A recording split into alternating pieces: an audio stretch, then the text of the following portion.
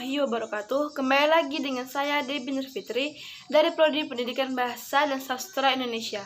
Kali ini saya akan menjelaskan lagi materi dari mata kuliah Sejarah Sastra, yaitu tentang Ikhtisar Sejarah Sastra Indonesia oleh Ajip Rosidi. Poin yang pertama itu H.B. Jassin dan penelahan sastra Indonesia. Pengajaran tentang sastra biasanya bersumber dari pengetahuan tentang sastra.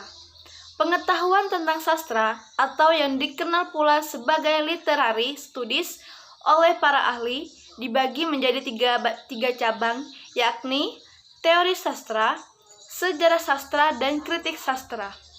Jumlah penelah sastra sampai sekarang relatif belum banyak. Pada masa sebelum perang, kita kenal Sultan Takdir Alis Jabana dan Armin Pane. Sultan Takdir Alis Jabana menulis beberapa karangan lepas dalam berbagai majalah tentang sastra Indonesia. Baru kemudian muncul penelah sastra Indonesia yang mengabdikan seluruh perhatian dan hidupnya kepada pekerjaan itu. Orang itu yaitu H.B. Jassin yang pada tahun-tahun menjelang Jepang datang bekerja sebagai sekretaris majalah Pujangga Baru. Poin yang kedua yaitu masalah angkatan.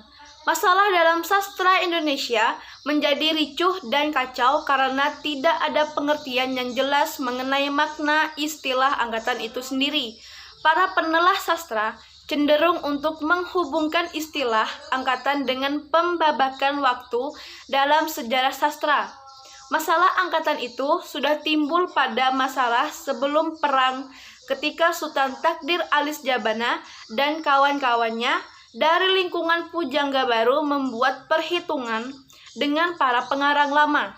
Istilah angkatan sendiri baru muncul pada masa sesudah perang, yaitu ketika Khairil Anwar dan kawan-kawannya menyatakan kehadiran dirinya, yaitu para pengarang Pujangga Baru dan mempunyai ciri-ciri dan identitas yang berbeda. Ada dari para pengarang Pujangga Baru, mereka yang mengatakan bahwa pengarang yang muncul sehabis perang itu sesungguhnya hanyalah lanjutan belaka dari para pengarang Pujangga Baru. Mereka yang menganggap bahwa peperangan sesudah mempunyai identitas sendiri, antara lain Khairil Anwar, Sitor Situmorang, H.B. Jassin, dan lain-lain. Poin yang ketiga yaitu hadiah-hadiah sastra.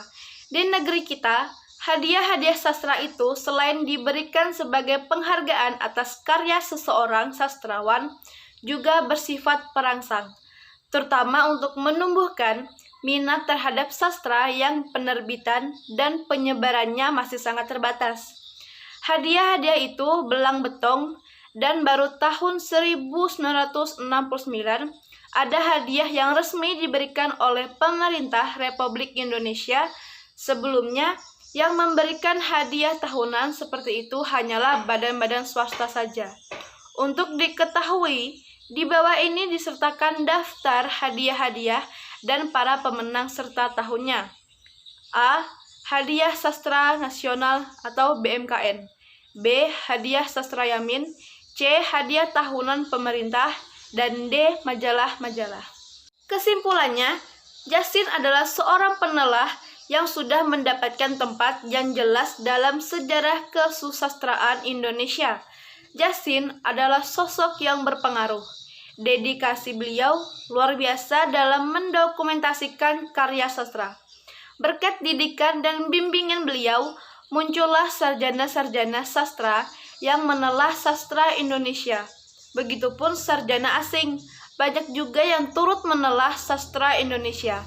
Penyebab masalah angkatan itu sendiri sebenarnya karena tidak ada pengertian yang jelas mengenai makna istilah angkatan itu sendiri. Para penelah sastra cenderung untuk menghubungkan istilah angkatan dengan pembabakan waktu dalam sejarah sastra.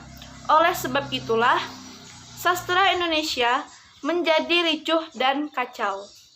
Sekian dan terima kasih. Wassalamualaikum warahmatullahi wabarakatuh.